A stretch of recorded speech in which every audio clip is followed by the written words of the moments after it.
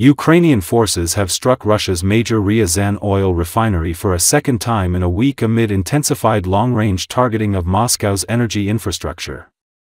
This was a third such attack on the refinery this autumn. A danger alert was issued in Russia in the early hours of November 20th, with local Telegram channels posting video of multiple explosions in Ryazan. The strike on Ryazan oil refinery, which is one of Russia's largest oil facilities, was launched by the first separate SBS center, in coordination with Ukraine's main intelligence directorate, known as HUR.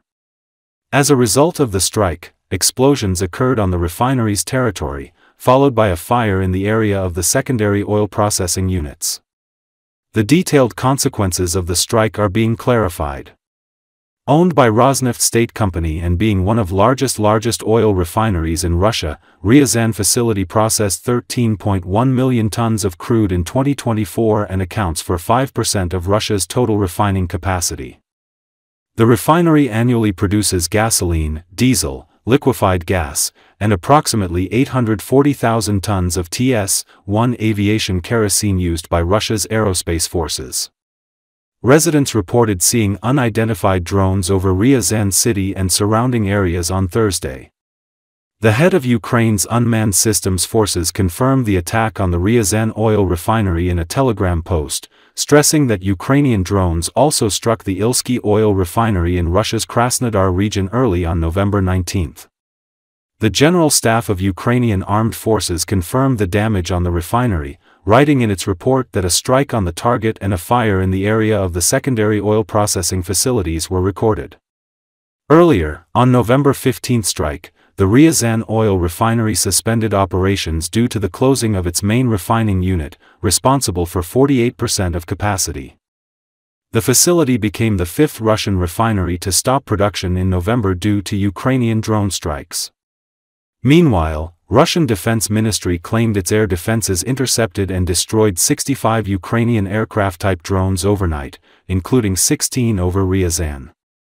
It should be noted that according to classified information, Russia's overall refining production declined by 6% between August and October after repeated drone strikes.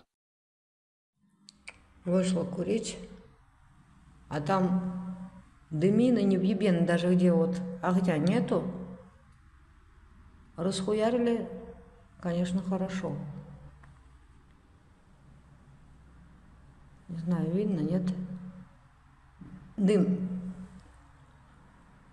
Вот там вот дым. Дымит, блядь. Не только, по-моему, территория этого нефтика. Что-то, по-моему, еще въебали. В общем, там прям движуха конкретно идет.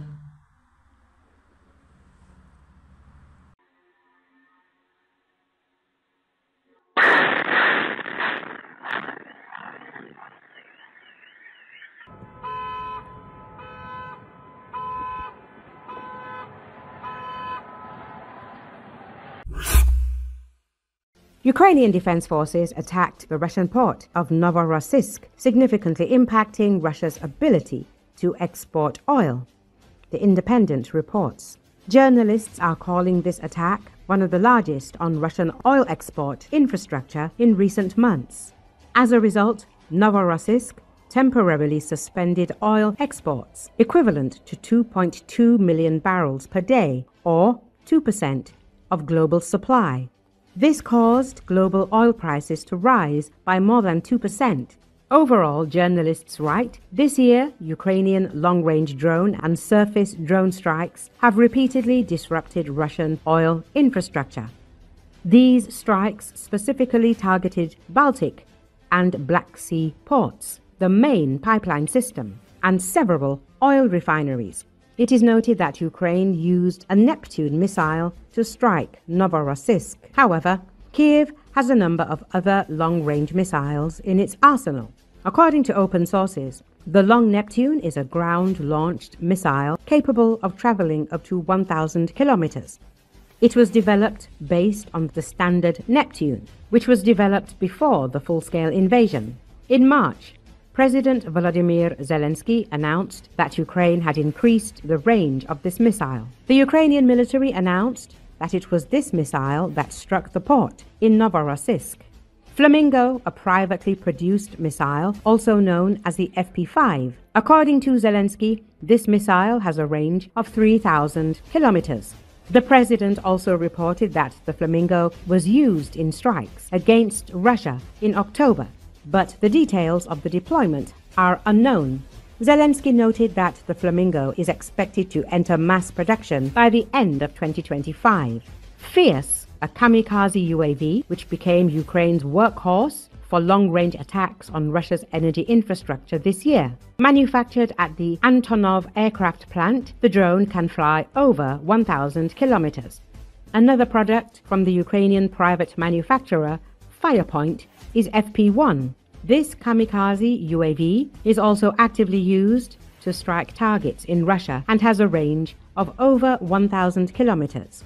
Volodymyr Zelensky announced the first combat use of the Palyanitsa in August 2024. By October, the president reported dozens of warehouses hit by this drone missile.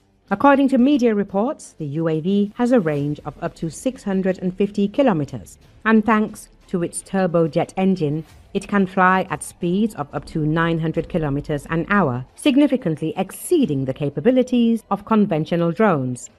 Another unmanned missile is Ruta. Its mass production, according to Zelensky, is also expected by the end of 2025. As the president reported in October, the UAV was used for the first time to destroy a naval platform at a range of over 250 kilometers.